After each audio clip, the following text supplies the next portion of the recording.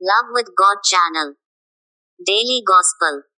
Mark நற்செய்தியிலிருந்து வாசகம். அதிகாரம் 6, இறைவார்த்தைகள் 45 முதல் 52 வரை. இயேசு கூட்டத்தினரை அனுப்பிக் கொண்டிருந்தார். அப்பொழுது தம் சீடரையும் உடனே படகேறி தமக்கு முன் அக்கரையிலுள்ள பெத்சாய்தாவுக்குச் செல்லுமாறு அவர் கட்டாயப்படுத்தினார். அவர் அவர்களிடமிருந்து விடை பெற்றுக்கொண்டு இறைவனிடம் வேண்டுவதற்காக ஒரு மலைக்குச் சென்றார். பொழுது சாய்ந்த பிறகும் படகு நடுக்கடலில் இருந்தது. ஆனால் அவர் தனியே கரையில் இருந்தார். அப்போது எதிர்காற்று அடித்தது. சீடர்கள் தண்டு வலிக்க பெரிதும் வருந்துவதைக் கண்ட அவர் கடல் மீது நடந்து அவர்களை நோக்கி வந்தார். அவர்களை கடந்து செல்ல விரும்பினார். அப்போது ஏறக்குறைய 4ஆம் காவல் வேளை. அவர் கடல் மீது நடப்பதைக் கண்டு அது பேய் என்று எண்ணி அவர்கள் அலறினார்கள். ஏனெனில் எல்லாருமே அவரைக் கண்டு அஞ்சிக் கலங்கினர்.